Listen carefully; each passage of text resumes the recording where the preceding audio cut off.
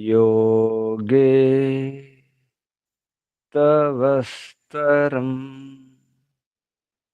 वाजे वाजे हवामहे सखाय इन्द्रमूतये सखाय इन्द्रमूतये। ओम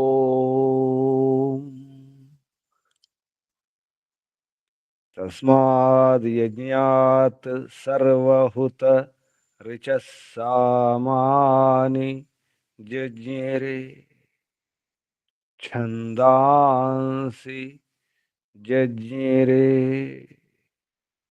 तस्माद् यजुस्तस्मादजायत तस्माद् यजुस्तस्मादजायत।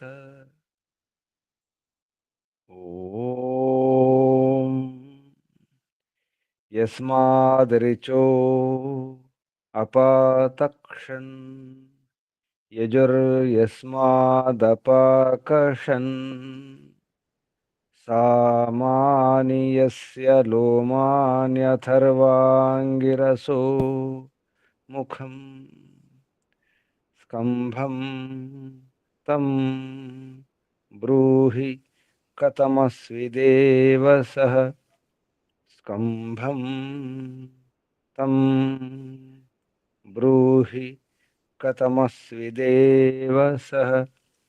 ओम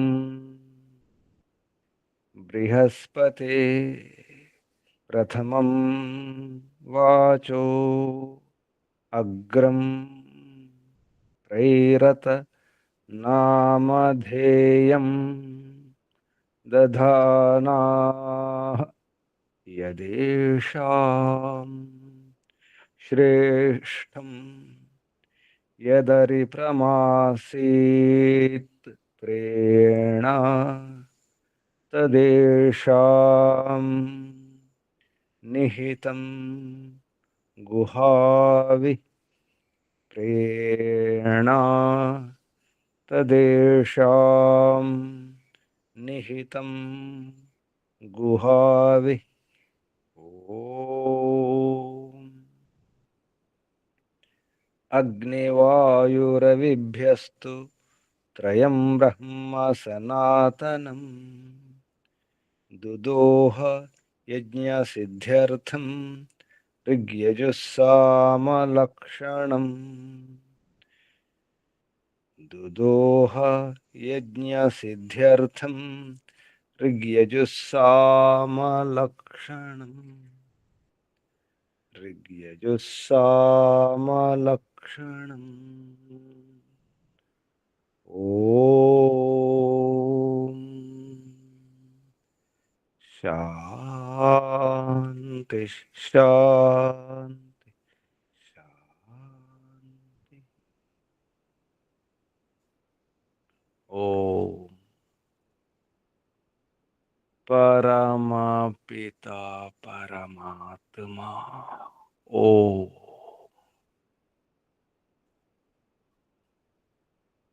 ओम रक्षका ओम सर्वरक्षका ओम सदा रक्षका सर्वदा रक्षका सत्य रक्षका नित्य रक्षका सर्वत्र रक्षका ओम सर्वतः रक्षका सर्वधा रक्षका सर्वथा रक्षका शाश्वत रक्षका परम रक्षका जगद रक्षका विश्व रक्षका।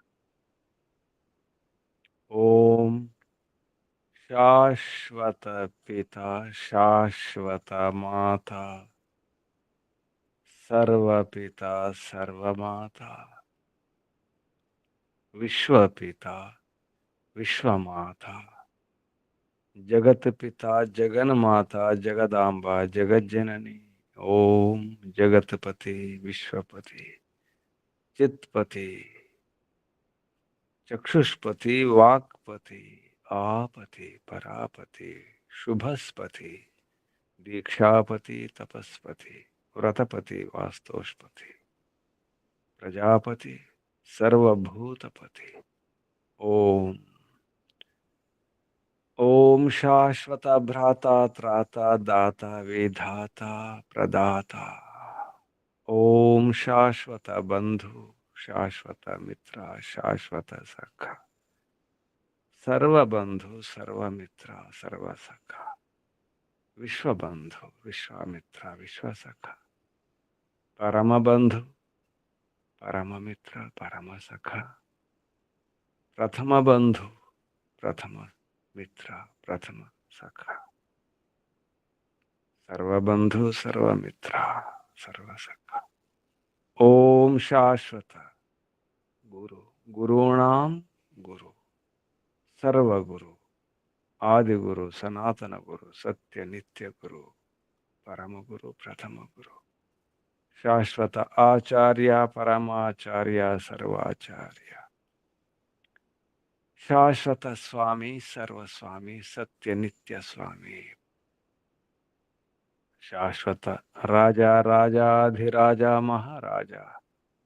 ओम स्वराट स्वयंराट विराट विश्वराट अनंतराट ब्रह्मराट बहुराट महाराट पूर्णराट सर्वराट। ओम शाश्वत न्यायाधीश अर्यमा। ओम सदाधारा सर्वदाधारा जगदाधारा विश्वाधारा।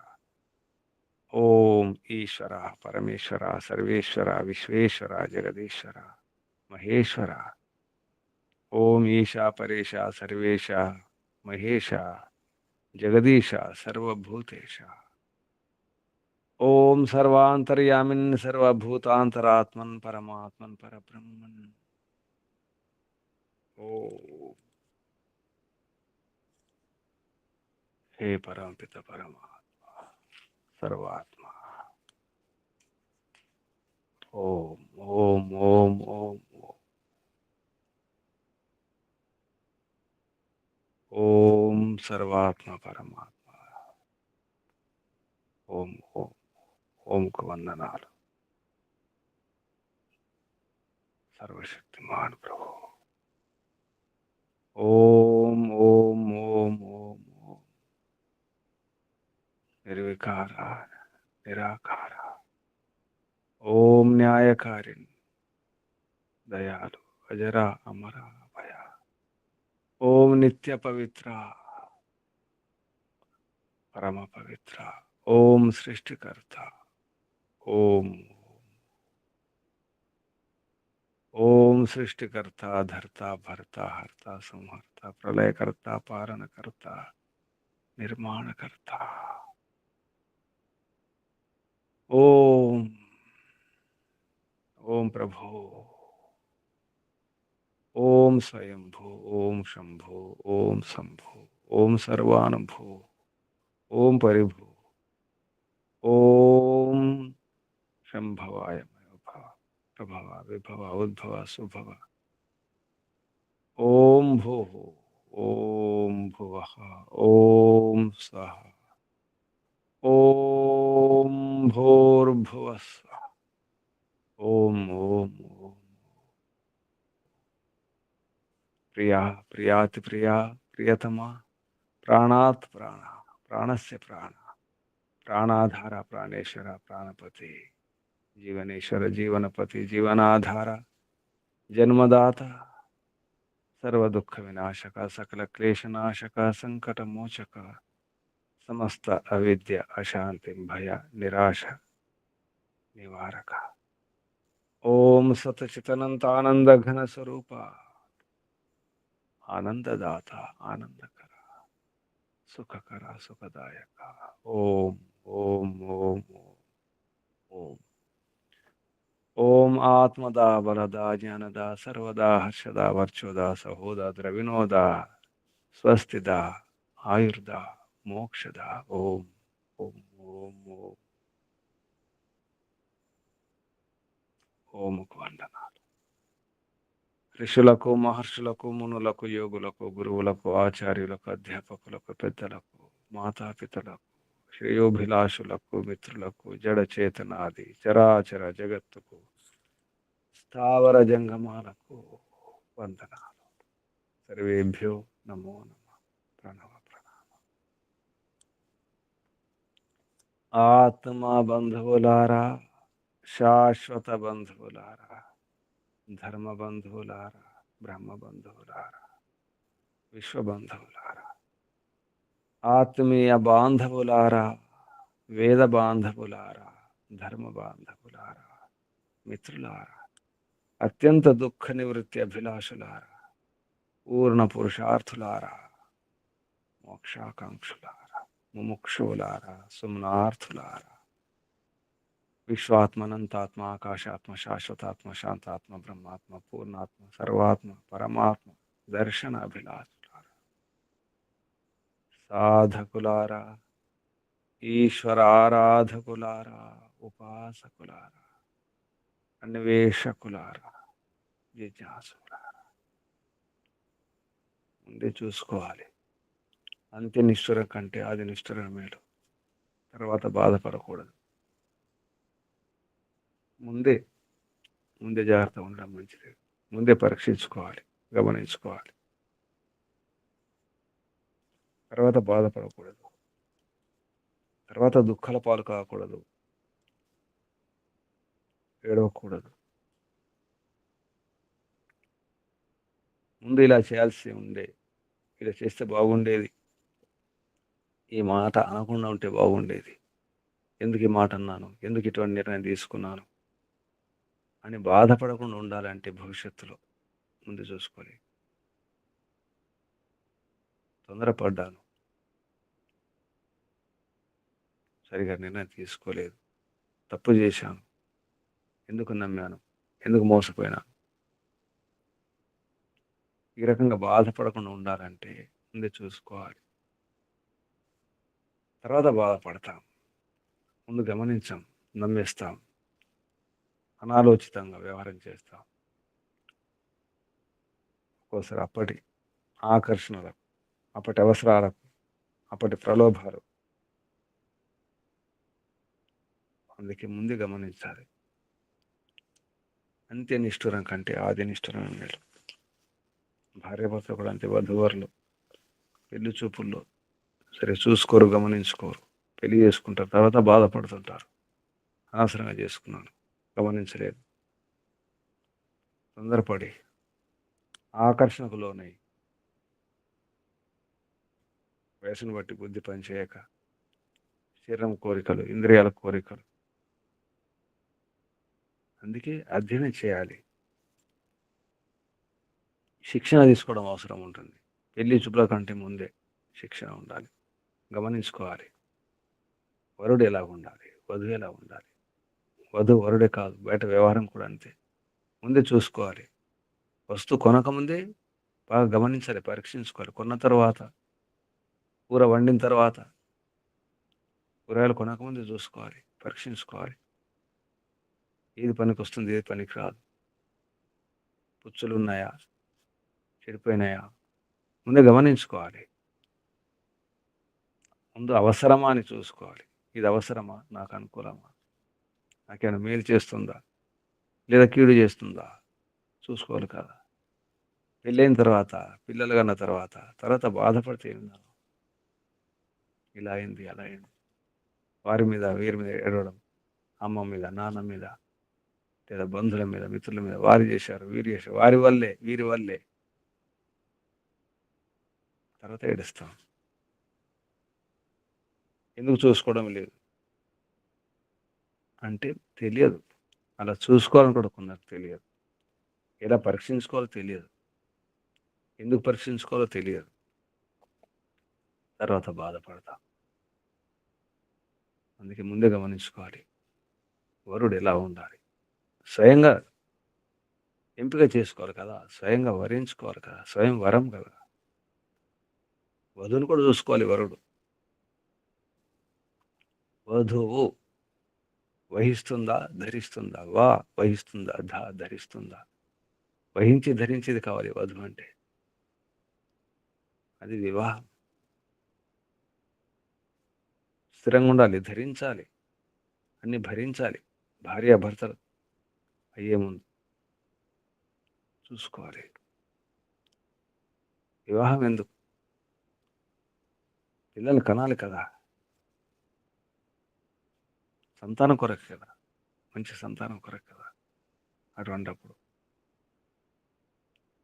ఎంత విద్య వచ్చి ఉండాలి. అందుకే వేదాధ్యయనం చేసిన వారే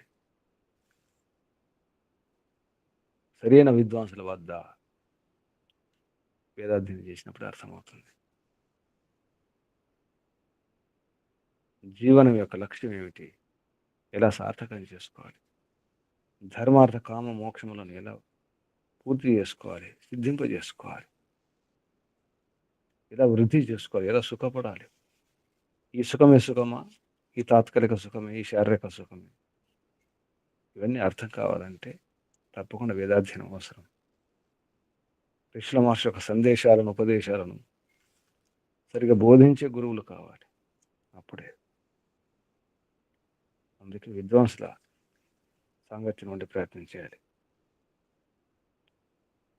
పూర్ణ విద్యా సుశిక్షై, పూర్ణ విద్య సుశిక్షౌ భూత్వా ఏవ. సుశిక్షౌ ఇద్దరు భార్యాభర్తలు, వధువరులు.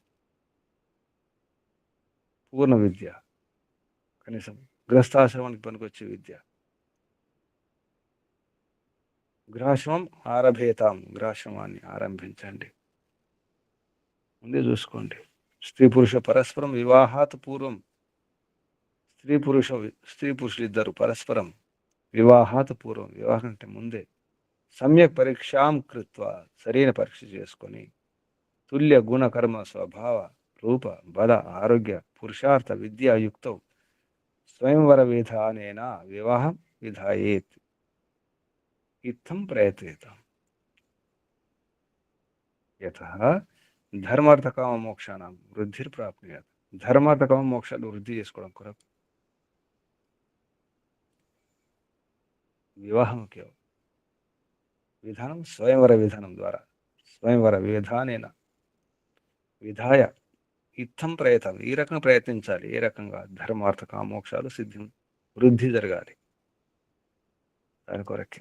అందుకే వివాహాత్ పూర్వం సమ్యక్ పరీక్షాం కృత్వ, వివాహం కంటే ముందే చూసుకోవాలి. అటువంటి వారు ఏమైనా సాధించగలుగుతారు. ఈ ప్రపంచంలో ఈ మానవ జన్మ పొంది స్త్రీ పురుషులు ఇద్దరు బ్రహ్మచర్యం పాటించాలి.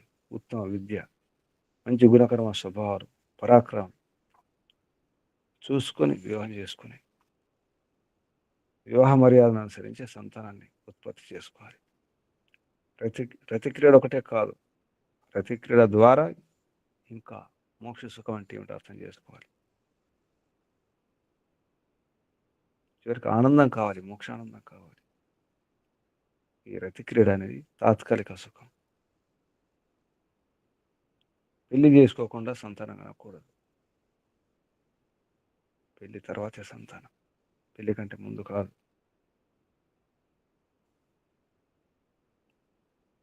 ఆడకాని మగ కానీ మనసులో కూడా కోరికలు రాకూడదు. పెళ్లి కంటే ముందు బ్రహ్మచర్యం పాటించాలి, వ్యభిచారులు కాకూడదు.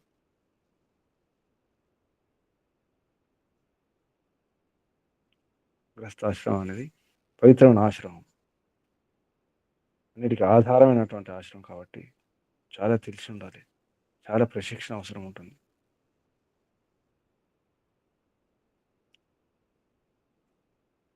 అందుకే ముందే చూసుకోవాలి, ముందు గమనించుకోవాలి. మాట అనే ముందు, నిర్ణయం తీసుకునే ముందు, అడుగు వేసే ముందు, పని చేసే ముందు, మాట ఇచ్చే ముందు లక్ష్యం కూడా తెలిసి ఉండాలి.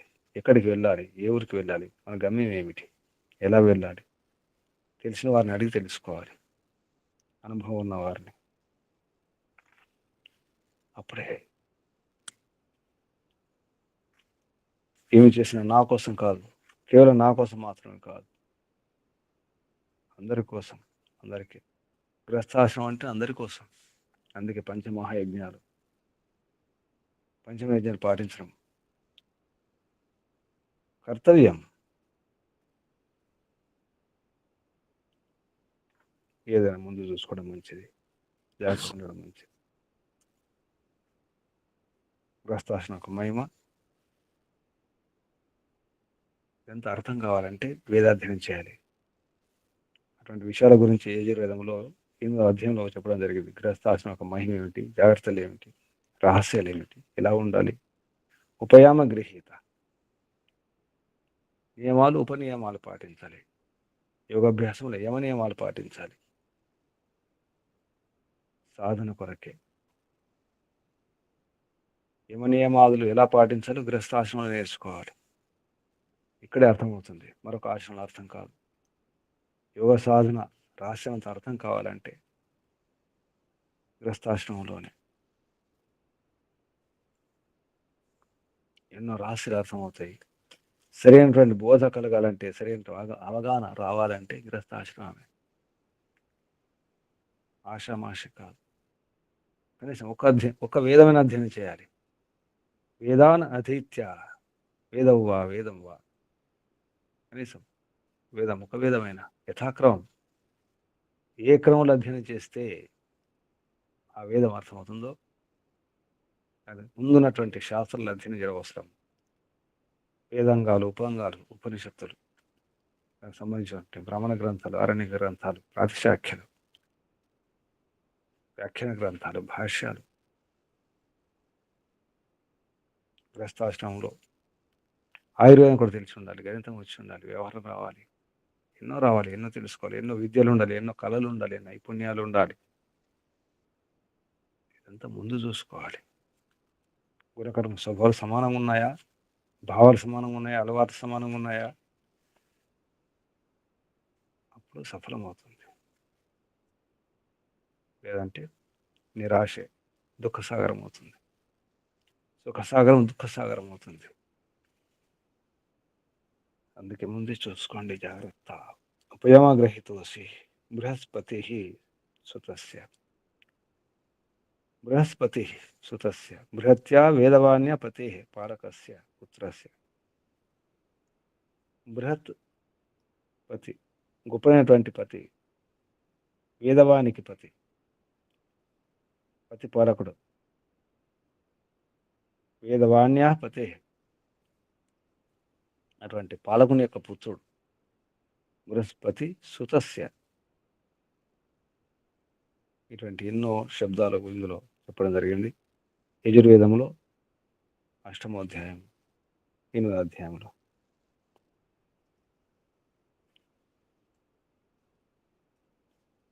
ఈ విషయాల గురించి ఇప్పుడు మళ్ళీ మనం ఈ మంత్రాల్లో ఉన్నటువంటి కొన్ని రహస్యాలను, సారాంశాన్ని గ్రహించి చెప్పడం జరుగుతుంది. ఈరోజు ఎవరు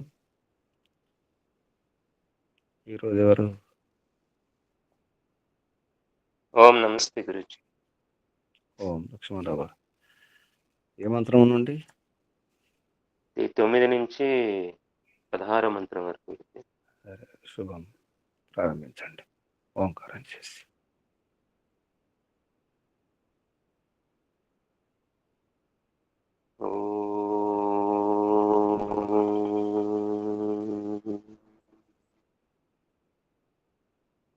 తస్మై దేవాయ హవిషా విధేమ.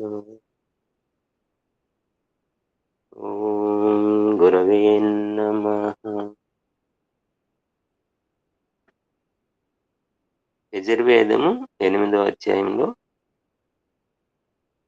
9వ మంత్రం నుంచి 16వ మంత్రం వరకు నేను గ్రహించిన విషయాలని సంక్షిప్తంగా, సారాంశ సహితంగా చెప్తున్నాను. 9వ మంత్రం. ఈ మంత్రాలన్నీ కూడా గృహస్థ ధర్మం స్వీకరించిన వాళ్ళు ఆ గృహస్థ నియమాలు, ఉపనియమాల్ని స్వీకరిస్తూ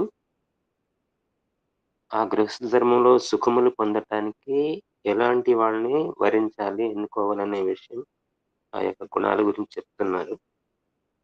ఇందులో పత్ని పతి గురించి 6 రకాల స్తుతి చేస్తుంది. 6 రకాల గుణాలు వాటిని తెలుసుకుందాం. ఒకటి దేవః. దేవంటే మనోహరుడు అట. మనోహరుడై ఉండాలి. అలాగే సోమ ఐశ్వర్య సంపన్నుడై ఉండాలి. ఇందః ఇది సోమగుణ సంపన్నుడు అంటే సత్వగుణ సంపన్నుడై ఉండాలి. ఇంద్రియావతః అధిక ధన సంపన్నుడు అయి ఉండాలి. అలాగే ఆహ్, అగ్ని సాక్షి అంటే యజ్ఞం ద్వారా పత్నీవతః అనేదది. పత్నీవతః అంటే ఇతడు యజ్ఞం ద్వారా అగ్ని సాక్షిగా పత్నిని గ్రహించేవాడై ఉండాలి. ఆరోది బృహస్పతి సుతస్య గొప్పదైనటువంటి వేదవాణిని పాలించువాని పుత్రుడగు నిన్ను అని చెప్తున్నారు. అంటే తన మామగారు కూడా అంటే వేద జ్ఞానం కలిగిన వాడై ఉండాలి. అటువంటి పుత్రుడుకే నిన్ను స్వీకరిస్తాను. అప్పుడే నేను సౌఖ్యం పొందగలను. అలాగే విద్వాంసుల నుండి మనమిద్దరము సత్యజ్ఞానాన్ని పొంది పరమేశ్వరుని దర్శించుదుముగాక. అంటే ఈ మంత్రంలో ఈ ఉన్నటువంటి ఈ విషయము. ఇక్కడేంటంటే భార్యాభర్తలిద్దరూ కూడా ఒకరొకరు సమాన గుణశీలో సఖ్యతః వాళ్ళిద్దరూ సమాన గుణాలు ఉన్నప్పుడు మాత్రమే సుఖములు పొందగలరు అనేది ఈ మంత్రంలో భావార్థము. ఈ మంత్రం యొక్క సారాంశము ఉత్తమ శిక్షను, పూర్ణ వేద విద్యలను పొందిన పిదపనే గృహస్థాశ్రమంలో ప్రవేశించాలి. ఈ విధులు గనుక పాటించకుండా ఉన్నట్లయితే వివాహం చేసుకోరాదు. దానివల్ల దుఃఖములే పొందడం జరుగుతుంది అనేది ఇందులో సారాంశం. తర్వాత 10వ మంత్రం. ఇందులో పతి ప్రశంసే ఇందులో కూడా ఉన్నది. ఎలాంటి పతిని పొందాలనేది వివాహం చేసుకోబోయే యువతి ఏం చెప్తుందనేది ఇందులో ఇచ్చారు. ఉత్తమ సంతానం కోసం భార్యాభర్తలు ఇద్దరు కూడా వివాహానికి ముందే బ్రహ్మచర్య పాలనతో ఉత్తమ విద్య, ఉత్తమ గుణములతో పరాక్రమవంతులై ఉండాలి. ఎందుకంటే వాళ్ళకి పుట్టబోయే బిడ్డలు ఎలాంటి వాళ్ళు అనేది వాళ్ళు ముందే నిర్ణయించుకొని, ఆ రకంగా వాళ్ళు ఒకరినొకరు ఆనందపరుచుకుంటూ ఆహ్, వారి శారీరక, మానసిక దోషాలు లేకుండా తొలగించుకోవాలి. దానికి పత్ని పతితో అంటే కాబోయే యువకుడితో ఏమంటుంది అనేది ఇచ్చారు. సోమలతాది ఔషధ సేవనంతో ఆరోగ్యవంతుడివై దుఃఖమును తొలగించుకొని దివ్య సుఖమును ఇమ్ము అని ఆమె అతడితో అంటుంది. అలాగే దోషరహిత వీర్యమును ధరించి నాయందు ప్రీతి కలిగి వీరులు, పరాక్రమవంతులు అయినటువంటి ఉత్తమ సంతానాన్ని నాకు ఇమ్ము అని ఆమె అడుగుతుంది. అంటే శరీరాన్ని ఔషధాలతో రోగరహితం చేసుకోవాలి. ఎందుకంటే వాళ్ళకి పుట్టబోయే సంతానం ఆరోగ్యవంతంగా ఉండాలి కాబట్టి. అలాగే ఆ వీర్యం కూడా ఎలాంటి దోషాలు లేకుండా చేసుకోవాలనేది ఆమె కోరుతుంది. అంటే ఇక్కడ సంయోగం అంటే భార్యాభర్తలు ఉత్తమ సంతానార్థమై సంయోగం అనే విషయం గ్రహించాలి. ఈ మంత్రంలో సారాంశం బ్రహ్మచర్య పాలన తర్వాతే యువతీ యువకులు వివాహం చేసుకోవాలనే విషయం ఇందులో గ్రహించాలి. అలాగే 11వ మంత్రం. ఈ మంత్రంలో ఉపమాలంకారం ఉంది. భర్త గృహస్థ జీవనం గడపాలంటే ఆ గృహస్థ జీవనాన్ని ఒక రథం వలె పోర్చాలి. ఒక ఉత్తమ శిక్షణ పొందినటువంటి గుర్రాలు చేత నడపబడినప్పుడు ఆ రథసారథి ఎలా ఉండాలో, అదే విధంగా గృహస్థ జీవనం నడపటానికి పతి ఉత్తమ శిక్షణను పొంది గృహస్థ జీవనాన్ని సవ్యంగా నడపాలి. అలాగే బ్రహ్మచర్యాది సద్వ్రత పాలకులై ఉండాలి. ధనాన్ని కూడా కలిగి ఉన్నప్పుడే సుఖజీవనం గడపగలమనేది ఈ మంత్రంలో పత్ని చెప్తున్నది. ఎందుకంటే ధనం కూడా జీవనయాత్రకు అవసరమే. దరిద్రంతో గృహస్థం సుఖవంతం కాదు. కనుక ధనం కూడా చూసుకొని వివాహం ఆడుకోవాలి. ఇందులో ఈ మంత్రం యొక్క సారాంశము ఆరోగ్యము, సుగుణవంతులు, వేద జ్ఞానం కల యువతీ యువకులు వివాహానికి యోగ్యులు అని గ్రహించాలి. తర్వాత 12వ మంత్రం.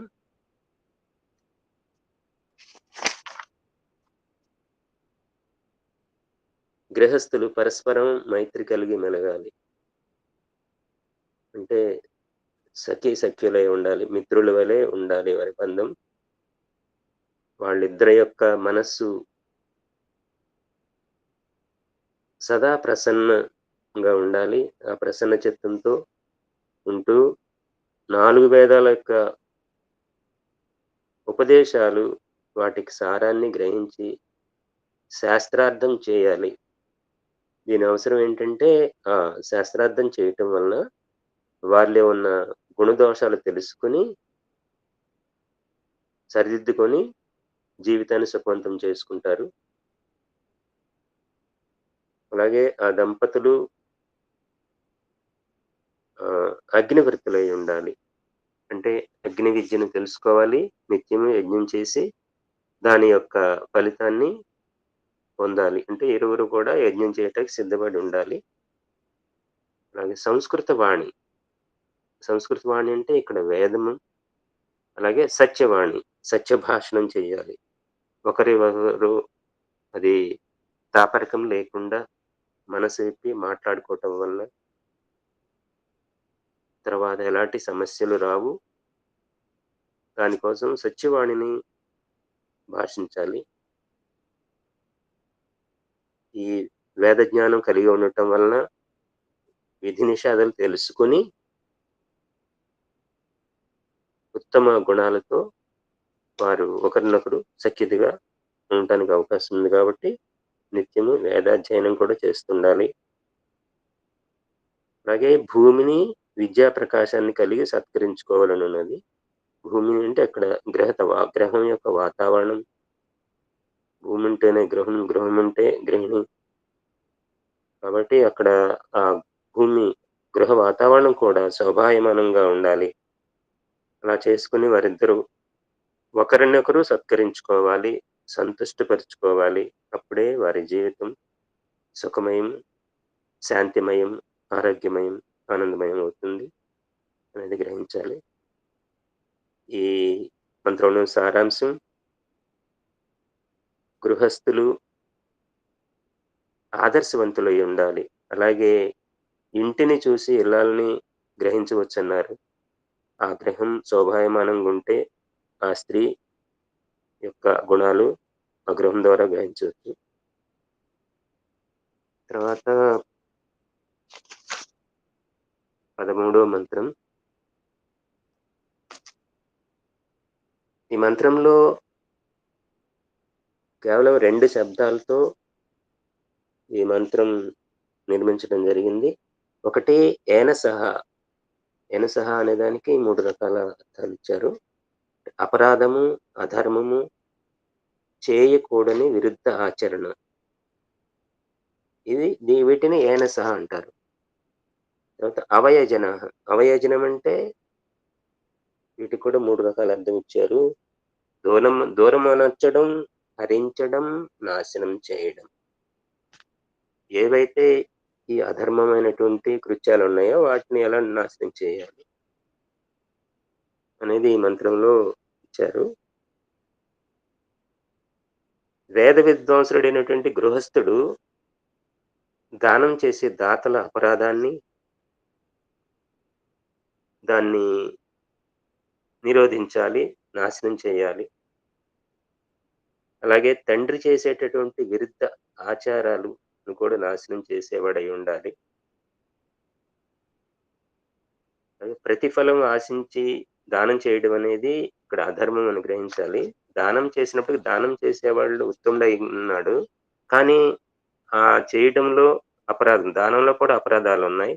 అంటే అక్కడ గొప్ప కోసం, మెప్పు కోసం దానం చేయడం తప్పు. అలాగే అపాత్ర దానం కూడా చేయకూడదు.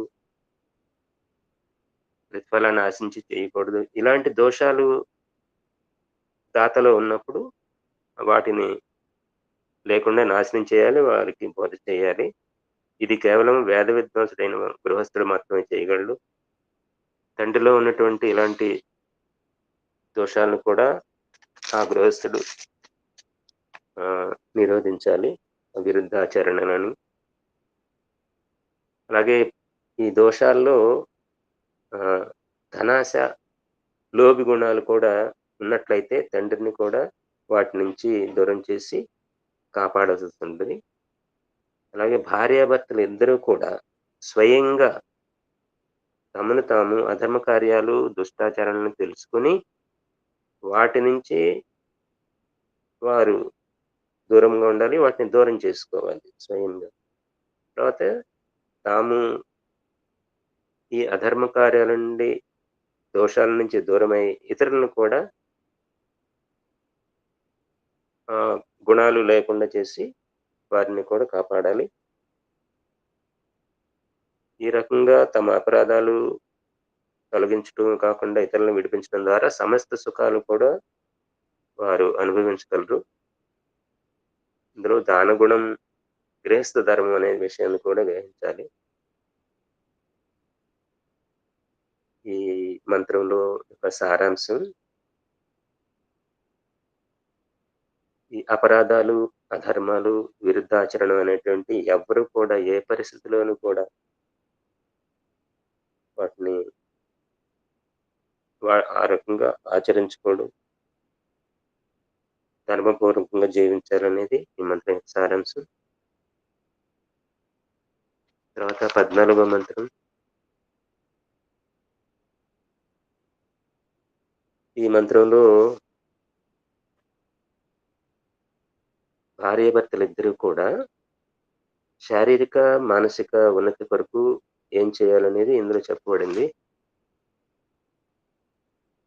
వారిరువురు కూడా విధిపూర్వకంగా అన్నము, జలము, ఈ అన్నజలాలు సేవించి శరీరం యొక్క విశేష లోపాలు తొలగించుకోవాలి. అంటే అనారోగ్యకరమైనటువంటి లోపాలు ఏమైనా ఉన్నట్లయితే ఆహారమే ఔషధయుక్తమైనటువంటి ఆహారం సేవించాలి. ఆ రకంగా చేస్తూ పురుషార్థం చేత అధ్యయనం, అధ్యాపనలు చేసి మనస్సుని ధర్మం నందు నియుక్తం చేసుకోవాలి. అంటే పురుషార్థం ద్వారా వాళ్ళు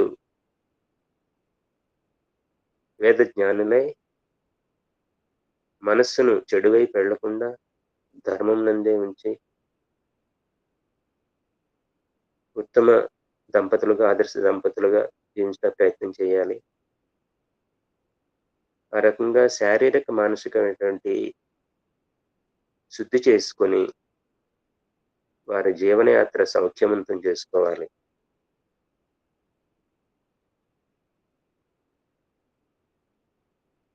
ఈ మంత్రంలోని సారాంశం మిత్రుల వ్యవహారాలు సవ్యంగా నడపటానికి శారీరక, మానసిక లోపాలు సవరించుకోవాలి. అంటే భార్యాభర్తలు ఇద్దరు వారి గృహంలో ఉన్న ఇతరుల యొక్క వ్యవహారాలు శుద్ధి చేయటమే కాకుండా తాము కూడా శారీరక, మానసిక లోపాలు సరిచేసుకోవాలనేది ఈ మంత్రం యొక్క సారాంశం. 15వ మంత్రం. ఇందులో పత్ని పతిని సంబోధించే విషయాలు ఉన్నాయి. అంటే ఎలాంటి గుణాలతో ఉంటే వారి సంతానం ఉత్తమంగా తీర్చిదిద్దబడుతుందనేది విషయం ఈ మంత్రంలో ఇచ్చారు.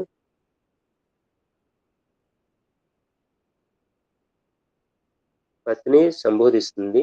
పతిని, వేద జ్ఞానమే ఐశ్వర్యముగా గల విద్వాంసుడా, మీ యొక్క శ్రేష్ఠ బుద్ధితో మన సంతానానికి వేద విద్యలు బోధించి గుణవంతులుగా తయారు చేయండి.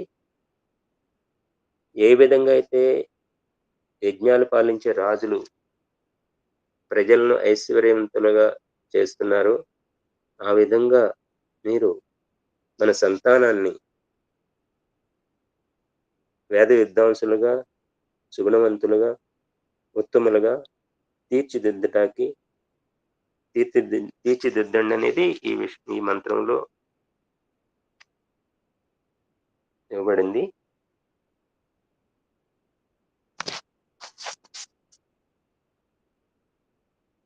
ఈ మంత్రం యొక్క సారాంశం విద్వాంసులను సేవించడం ద్వారా గృహస్థులు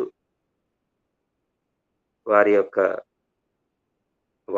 సంతానం కూడా ఉత్తములుగా తీర్చిదిద్దబడతారు. వేద విద్వాంసుల యొక్క ఉపదేశాలు, సందేశాలు వింటూ ఆ విద్వాంసులను సత్కరించాలనేది ఈ మంత్రం యొక్క సారాంశం. అలాగే 16వ మంత్రం. ఈ 14వ మంత్రమే మరొకసారి 16వ మంత్రంగా ఇవ్వబడింది. కాకపోతే కొన్ని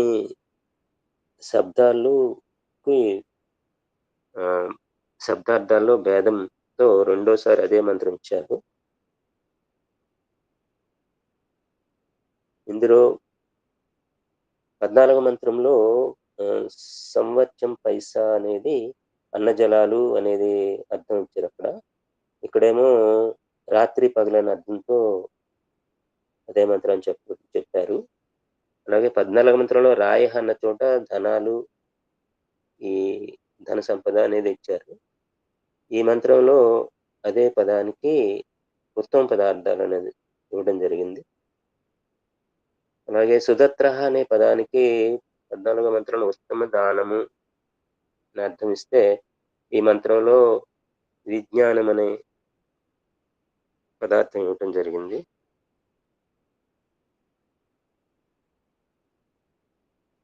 ఇక్కడ కూడా భార్యాభర్తలు ఇరువురు కూడా విద్వాంసులని సంబోధన చేస్తున్నారు. ఓ అత్యుత్తమైన విద్వాంసులారా, వేద విద్యా జ్ఞానం చేత మాలోని అవిద్య దోషాలని నాశనంపరచండి. రాత్రింపవళ్ళు అనగా సదా ఎల్లప్పుడూ సజ్జన సాంగత్యంతో మాలోని శారీరక దోషాలని తొలగించి పుష్టివంత పదార్థాలని లభింప చేయండి. అంటే దంపతులు వేద విద్వాంసుల సత్సాంగత్యంలో తమను తాము ఉత్తమంగా తీర్చిదిద్దుకొని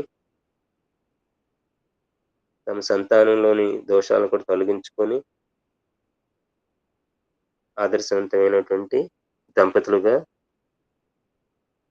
జీవించాలనేది ఇందులో ఇవ్వబడింది. ఈ మంత్రంలో సారాంశం ధర్మార్థ కామోక్షాలు సిద్ధించడానికి దంపతులు వారి యొక్క శరీరము, మనస్సు ఉత్తమంగా ఉంచుకోవాలి. ఉత్తమ దంపతులుగా జీవించడానికి ఇద్దరు సఖ్యతతో, మిత్రభావంతో శ్రేష్ఠ కార్యాలు చేస్తూ, విద్వాంసులను సత్కరిస్తూ, దాన ధర్మాలు చేస్తూ ద్వారా మోక్షాన్ని సంపాదించడం కోసం సాధన చేయాలి అనేది ఈ మంత్రం ద్వారా గ్రహిస్తున్నాం. ఓం నమస్తే గురుజీ. ఓం శుభం. ప్రశ్నలు, సందేహాలు అడగండి ఎవరైనా. ఓం నమస్తే గురుజీ. అగ్నివ్రతులు అంటే అగ్నిహోత్రం చేసేవాళ్ళనే అర్థమే వస్తుందా గురుజీ? ఇంకేమైనా వేరే అర్థాలొస్తాయా? పత్నులు అగ్నివ్రతులు కావాలి అంటే. పంచమహాయజ్ఞాలు, ముఖ్యంగా దేవయజ్ఞం. అగ్ని అంటే జ్ఞానం కూడా, అగ్ని అంటే వివేకము. ఎన్నో అర్థాలు వస్తాయి అగ్ని శబ్దానికి. అగ్ని అవసరం, గృహస్థాశ్రమంలో అగ్ని అవసరం. అగ్ని లేకుండా అసలు యజ్ఞం లేదు కదా. అగ్ని కార్యం కూడా అంటారు. నిత్యాగ్ని అగ్ని కార్యం. అగ్నిని వాడుకోవాలి. అగ్ని విద్య వచ్చి ఉండాలి ముఖ్యంగా.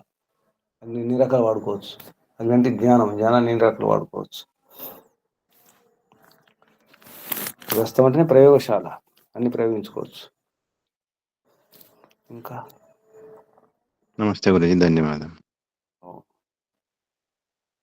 ఇంకెవరైనా?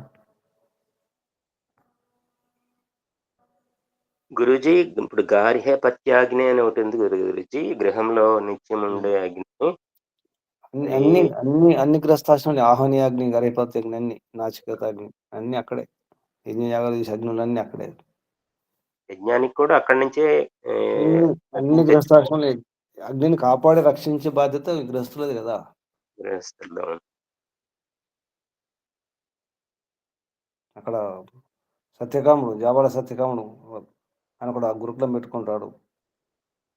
ఒక బ్రహ్మచారి 12 ఏళ్ళు అదే పని చేస్తాడు, అగ్ని రక్షణ.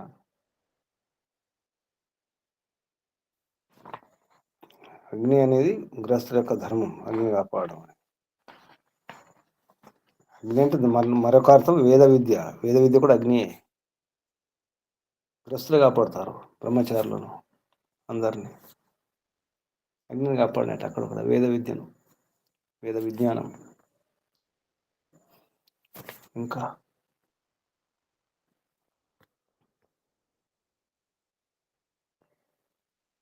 ఈ మంత్రాలు, ఈ 8 అధ్యాయంలో మంత్రాల్లో సారం తీసుకుని పుస్తకం రాయడం అవసరం అనిపిస్తుంది.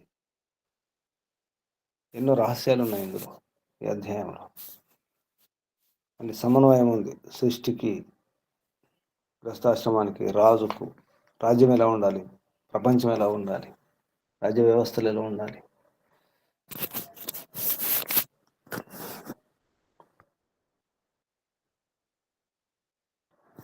ఇంకా ప్రశ్నలు, సందేహాలు, సూచనలు?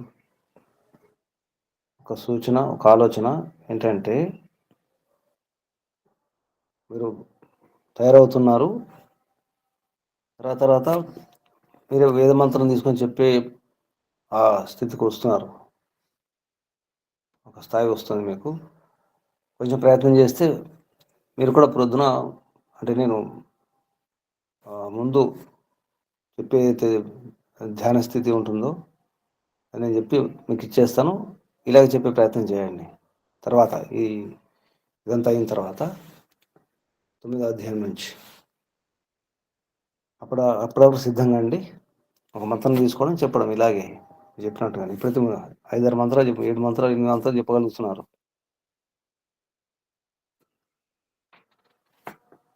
ఏమనిపిస్తుంది ఆలోచన?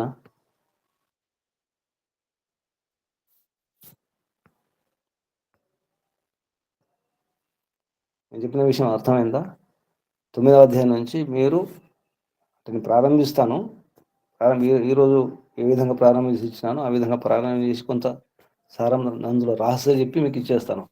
తర్వాత మీరు మంత్రం తీసుకొని చెప్పడం ఇలాగే. బాగుంటుందా? మీకు అలవాటు అవుతుంది, విశ్వాసం పెరుగుతుంది. ఏమంటారు?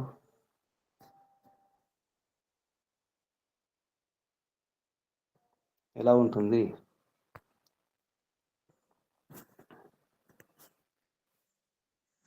నమస్తే గురుజీ. చెప్పండి. అంటే ఇప్పుడు ఏదైతే ఇప్పుడు మరి కృష్ణారెడ్డి తాలూకు ఇప్పుడు యజుర్వేద భాష ఉంది, ఇప్పుడు కాకుండా ఇప్పుడు మీరు హిందీ సాహిత్యంలో ఏవైతే ఉన్నాయో అవి మీరు నేను అవన్నీ రాసి చెప్తాను. నేను చెప్పి ఇస్తాను. కొన్ని విషయాలు మీకు దాంట్లో ఉపోద్ఘాతం లాగా చెప్పి ఇస్తాను, ఇంట్రొడక్షన్ ఇచ్చి. అట్లా రాసినట్టు చెప్తాను మీకు. అంటే ఇప్పుడు మీరు ఏదైతే ఇప్పుడున్న పుస్తకంలో కూడా అది మహర్షి యొక్క భాష్యం. అది కూడా మహర్షి భాష్యం తెలుగులో ఉంది, అంతే అనువాదం. అది ఇప్పుడు బ్రహ్మదత్త ఇప్పుడు అది ఉదయవీర శాస్త్రి అవన్నీ మీరు దీంట్లో చెప్తున్నారు. కొన్ని ఉన్న వివరణలు ఉన్నాయి. ఇది వివరణలు ఉంటాయి. కొన్ని వివరణలు నేను చెప్తాను కానీ ఇప్పుడు మీరు ఏది మీద ఉన్న పుస్తకం అది కూడా మహర్షి రాసినటువంటి పుస్తకం, అదే శైలి, వేరేం కాదు. అనువాదం, తెలుగు అనువాదం అంతే.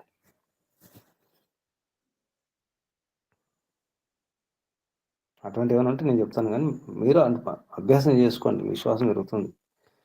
అంటే ఎంత రహస్యాలు ఉంటాయి మంత్రాల్లో, ఎన్ని విషయాలు ఉంటాయి.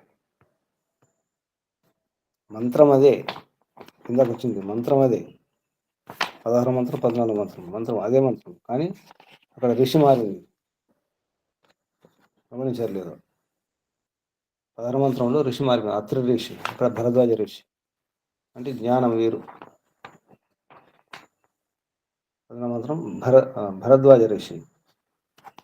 అలా ఇలా ఉంటాయన్నమాట, శబ్దాలు అవే, అర్థాలు మారిపోతాయి. ఇక సమయం ఉంది మనకు. 8వ అధ్యాయం ఇదంతా మళ్ళీ మనం సారం చూసుకుంటున్నాం కదా. ఇది అయిన తర్వాత 9వ అధ్యాయం నుంచి అప్పటిదాకా సిద్ధంగా అండి. సరేనా? లక్ష్మణరావు గారు వింటున్నారా? ప్రయత్నం చేస్తాను. అది ఒకరొకరు ప్రయత్నం చేయండి. ముందు ఎవరు ప్రయత్నం చేస్తారు? ముందు ప్రారంభం 5 మంత్రాలు తీసుకోవచ్చు, 5 మంత్రాలు లేదా 7 మంత్రాలు, వారం చూసుకోండి. లేకపోతే వారం ఒక్కరు అలా మీకు అభ్యాసం అవుతుంది, విశ్వాసం పెరుగుతుంది కదా. అప్పుడు ఆలోచిద్దాం ఎవరు ముందు. ఇలా అలవాటు చేసుకుంటే బాగుంటుంది కదా. తయారవ్వాలి అందరూ. ఒకటి ఏంటంటే ఇందులో ఋషి దేవత బాగా చూసుకోవాలి. తర్వాత ఉపదేశం, మహర్షి మంత్రం కన్నా ముందు ఉపదేశం చెప్తారా, ఉపదేశం ఏంటి?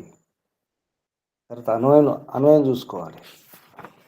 అన్వయంలో రహస్యం ఉంటుంది, అంటే క్రమం, శబ్దాలను కూర్చోవడం జరుగుతుంది ఒక మాలగా, అర్థం వచ్చే విధంగా. మంత్రంలో అలా ఉండదు, మంత్రంలో క్రమం ఉండదు. అక్కడ కొన్ని ఇక్కడ కొన్ని శబ్దాలు ఉంటాయి, ఉపసర్గలు వేరు ఉంటాయి. అన్వయంలో అక్కడ ఉంటుంది. తర్వాత భావార్థంలో ఈ పరిధిలోనే మనం మాట్లాడాలి.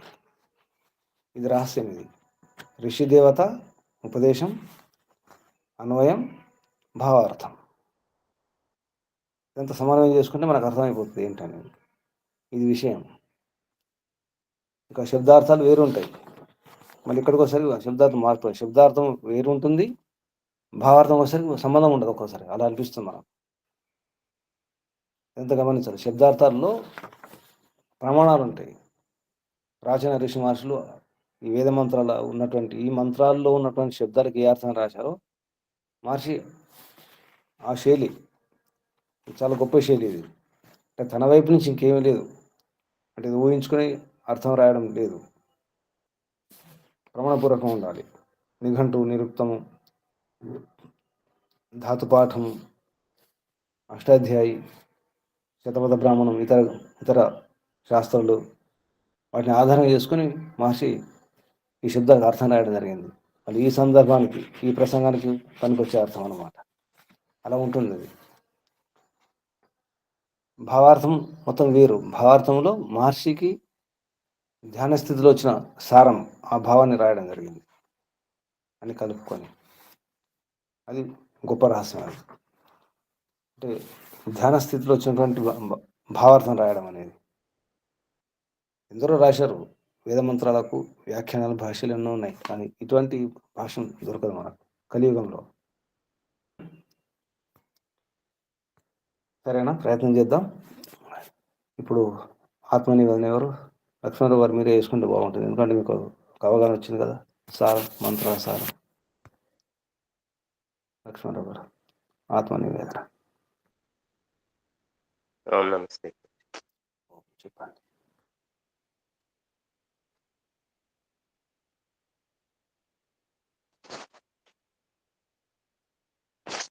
లక్ష్మణరావు అని పిలువబడే నేను పరమపిత పరమాత్మ ఎదుట నా అంతరంగ భావాలని ప్రకటిస్తున్నాను, నివేదిస్తున్నాను. హే పరమపిత పరమాత్మ,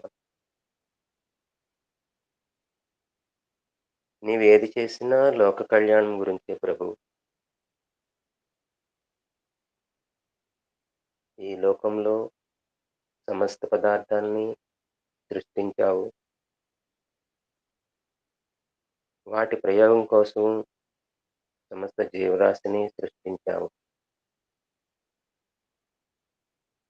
అందులో బుద్ధిజీవులుగా మానవుల్ని సృష్టించావు. మనస్సును నీదే ఇచ్చావు. కానీ ఆ మనస్సు చంచలమై, చపలత్వమై మానవుల మధ్య ద్వేషాలు సృష్టిస్తుంది.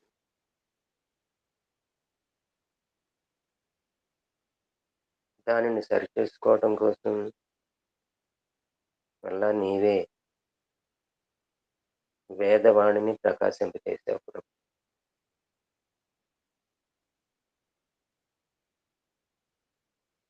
ఆ వేదవాణితో మా జీవితాలు సుఖవంతం చేసుకోవాలంటే వేద విద్వాంసుల చెంతకు మేము చేరాలి.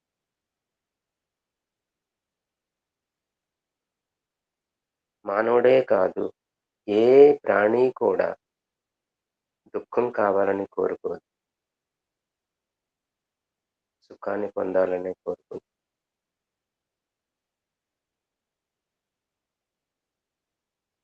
అందుకోసం ప్రయత్నం కూడా చేస్తుంది.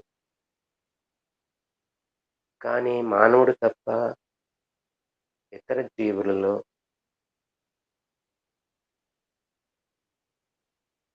కేవలం అవి స్వాభావిక జ్ఞానాన్ని కలిగి ఉన్నాయి. అలాగే అవి కేవలం భోగయోనులై ఉన్నాయి. మానవుడికి మాత్రమే ఒక ఉత్తమమైన అవకాశం పరమాత్మ ఇచ్చాడు. అది నైమిత్తిక జ్ఞానం.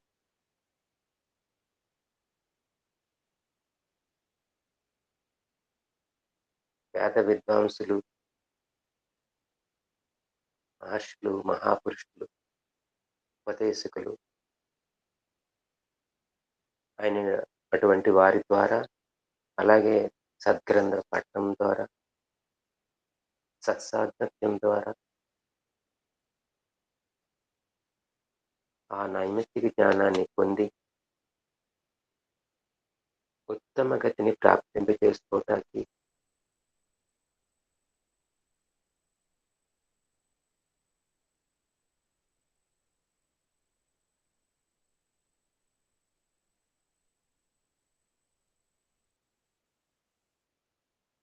మనకు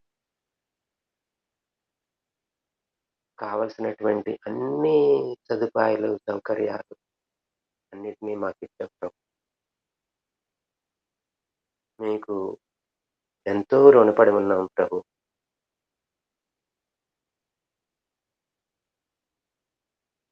వీటిని ఉపయోగించుకొని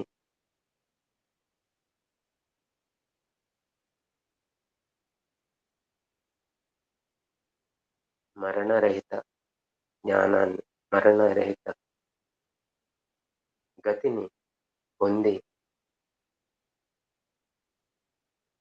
మోక్షగాములు నీ యొక్క ఆనంద రసాన్ని ప్రాప్తం చేసుకోవటానికి ప్రయత్నం చేయనట్లయితే మీరిచ్చిన ఈ మానవ జన్మని దుర్వినియోగం చేసుకున్నట్లే ప్రభు. ఈ విషయాన్ని గ్రహించి మేము ఆ గృహస్థ జీవనంలో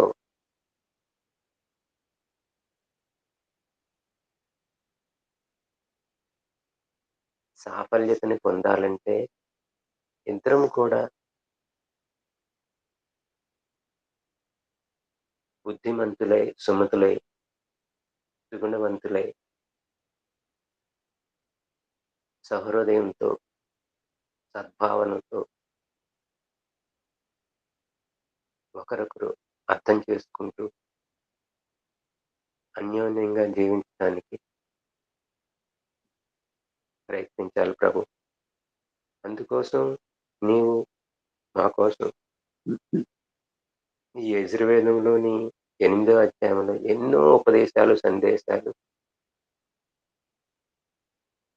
ప్రకాశపరిచావు తండ్రి.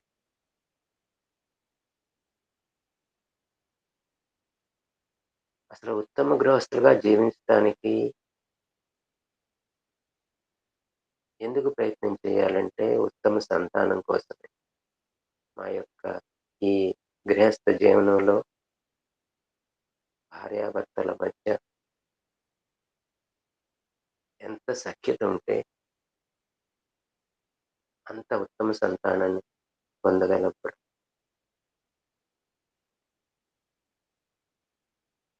భార్యాభర్తల సంబంధం కేవలం కామం కొరకే కాదు, పవిత్రమైనటువంటి సంతానం కొరకు. ఆ సమయంలో కూడా నీ ధ్యాసే, నీ ధ్యానమే ఉన్నట్లయితే అటువంటి ఉత్తమ సంతానాన్ని పొందగలం.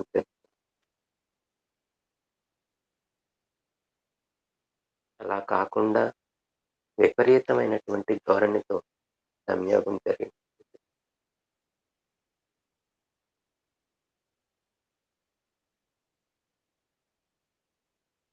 ధృతరాష్ట్ర సంతానమే పాండురాజు సంతానం అలాంటి వాళ్ళే కలుగుతారనేది ఒక తార్కాణం కూడా కనిపిస్తుంది. ఆ సమయంలో ఏ భావనలైతే నింపుకొని ఉన్నామో అలాంటి సంతానమే కలుగుతుంది.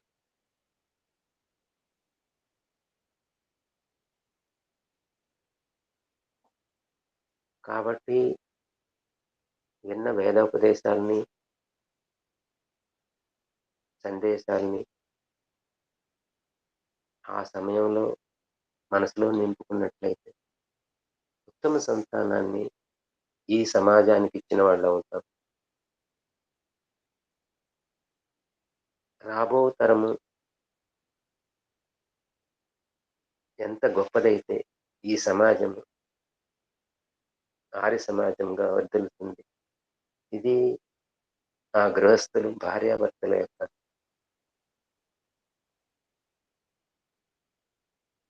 కర్తవ్యంగా ఎంచి అందుకోసమే వారు గృహస్థులుగా వారి ధర్మాన్ని పాటించారు.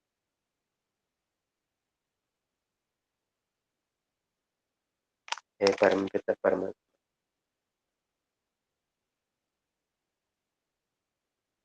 నీవు కోరుకున్నటువంటి ఈ సమాజాన్ని మేము నిర్మిస్తాం. అసలు ఈ భూమిని ఇచ్చిందే ఆర్యుల కొరకు అనే సందేశం ఋగ్వేదంలో అహం భూమి అదనామ ఆర్యాయ, శ్రేష్ఠుల కొరకే నేను ఈ భూమిని ఇస్తున్నానని నీవే స్వయంగా ఆ ఋగ్వేద మంత్రంలో చెప్పావు. కనుక మేము శ్రేష్ఠులుగా జీవిస్తూ మా చుట్టూ ఉన్న వాళ్ళ యొక్క దోషాలని కూడా నివారిస్తూ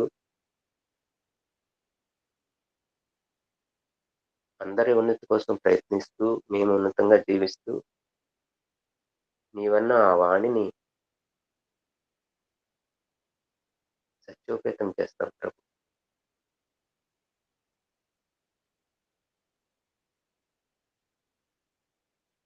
హే పరమాత్మ, అందుకు కావలసినటువంటి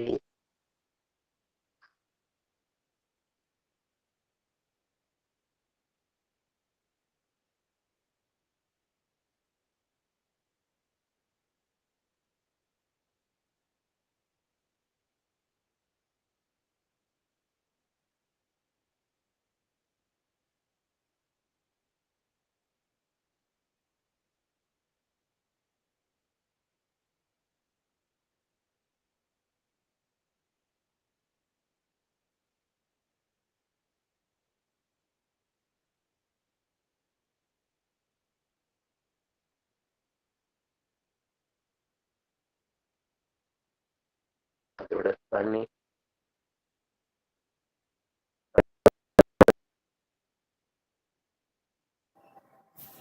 ఓం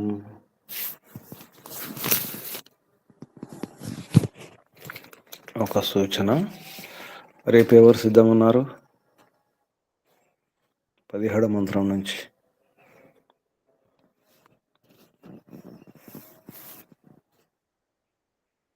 రేపెవరు?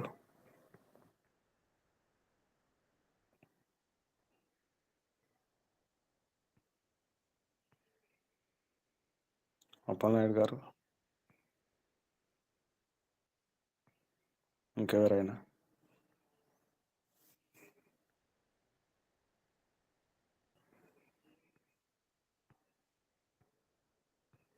ఓం నమస్తే గురుజీ, నేను ప్రయత్నం చేస్తా గురుజీ. 17వ మంత్రం నుంచి 24 వరకు. సరే గురుజీ. కళ్ళు మూసుకోండి. ఆసనం స్థితి మార్చుకోండి. నడుము, వీపు, మెడ, తల నిటారుగా ఉంచుకోండి. శరీరాన్ని శిథిలంగా ఉంచుకోండి. దీర్ఘ శ్వాస ఒకసారి.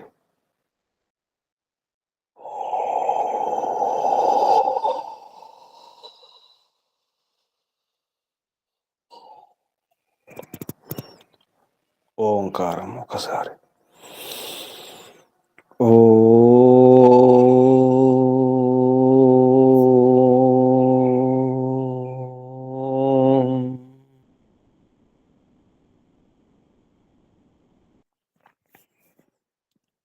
హే పిత, పరంపిత పరమాత్మ,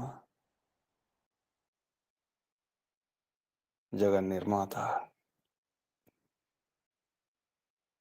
నిర్మాతను బట్టి నిర్మాణాలు ఉంటాయి. నిర్మాత యొక్క బుద్ధిలో ఏముందో, ఏ రూపం ఉందో, ఏ యోజన ప్రణాళిక ఉందో దాన్ని బట్టి నిర్మాణం ఉంటుంది. పిత, జగన్ నిర్మాత, ఈ నిర్మాణం, ఈ జగత్తు, ఈ కార్యజగత్తును గమనిస్తే తెలుస్తుంది తమ ఎంత గొప్ప నిర్మాతయో. ఒక మంచి యోజనకర్త. ఈ విశ్వమనే ఈ కుటుంబాన్ని నడిపించే గృహపతి, విశ్వపతి నీవు ప్రభు.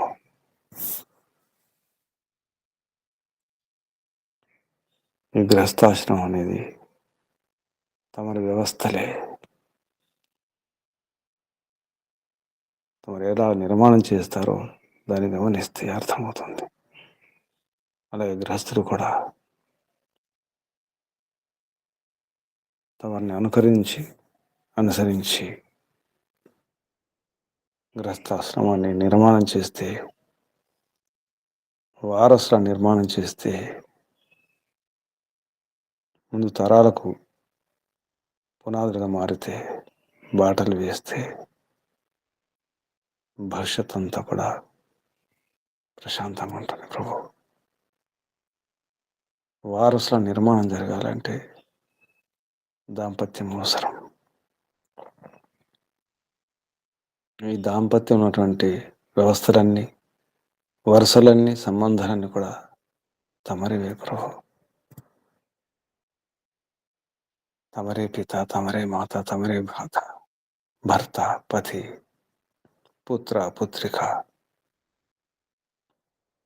రాజు, మిత్ర, బంధు, అన్ని తమరే ప్రభు.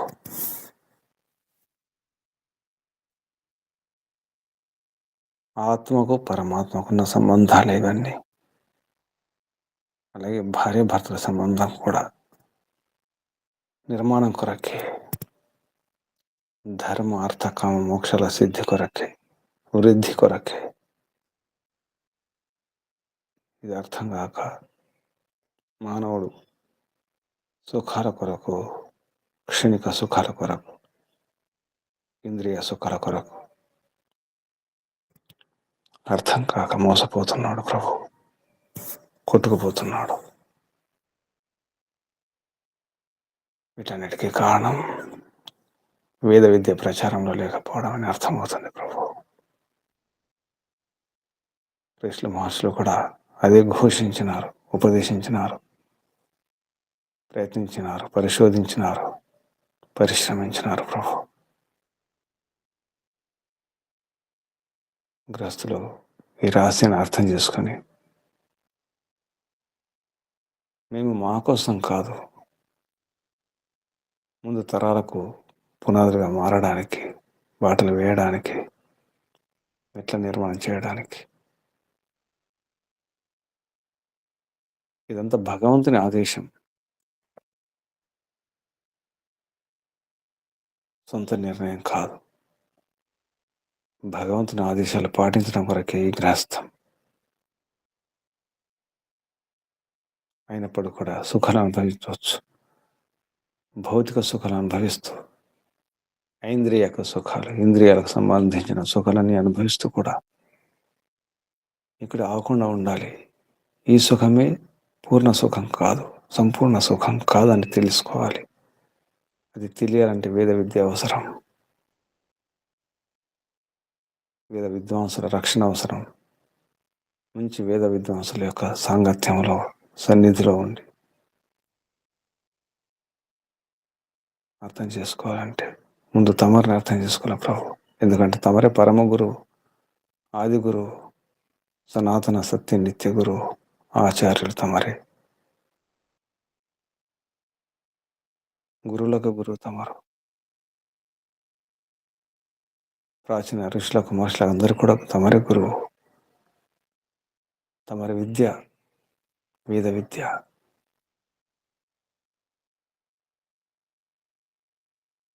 అది కాకుండా మరి ఏ మార్గం లేదు ప్రభు, మరొక మార్గం లేదని అర్థమవుతుంది.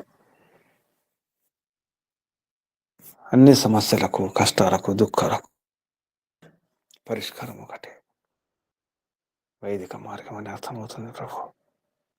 ఎందుకంటే తమరి నిత్యం, సత్యం, సనాతనం, అనంతం, అవినాష్. తమరి విద్య కూడా, తమరి శక్తి సామర్థ్యాలు కూడా నిత్యాలే, సత్యాలే, అనంతాలే, పూర్ణాలే, పరిపూర్ణాలే. అందుకే తమరే ఆదర్శం, పరమాదర్శం. తమరే ఆధారం, సర్వాధారం, విశ్వాధారం. హే విశ్వపతి, వందనాలు ప్రభు, ధన్యవాదాలు, ప్రణామాలు. ఋషులకు, మహర్షులకు, మునులకు, యోగులకు, గురువులకు, ఆచార్యులకు, అధ్యాపకులకు, పెద్దలకు, మాతాపితలకు, శ్రేయోభిలాషులకు అందరికీ వందనాలు, ప్రణామాలు. కలియుగ మహర్షి దేవ దయానంద సరస్వతి గారికి, వారి గురువు బ్రహ్మర్షి ప్రజ్ఞాచక్షు వ్యాకరణ సూర్య దండి స్వామి విరజానంద సరస్వతి గారికి ధన్యవాదాలు, వందనాలు, ప్రణామాలు సమర్పిస్తూ, బంధులారా ప్రయత్నం చేయండి. పరమాత్మ యొక్క విద్యను, మహిమను అర్థం చేసుకొని జీవించే ప్రయత్నం చేయండి. మీ అందరికీ వందనాలు, అభినందనాలు. పరమపిత పరమాత్మ శుభాశీస్సులు. ఓం శం. శుభం. కళ్ళు మూసుకుని ఉండండి. నడుము, వీపు, మెడ, తల నీటారుగా ఉంచుకోండి. ఒకసారి దీర్ఘ శ్వాస.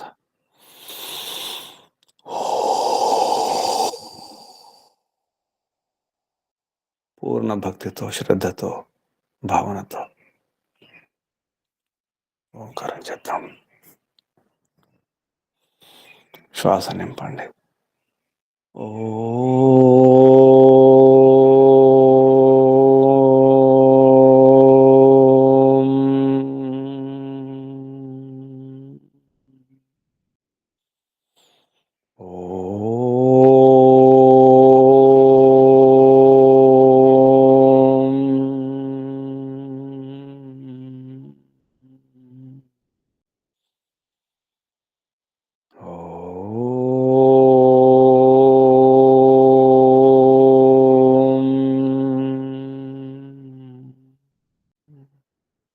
శాంతి శాంతి శాంతి.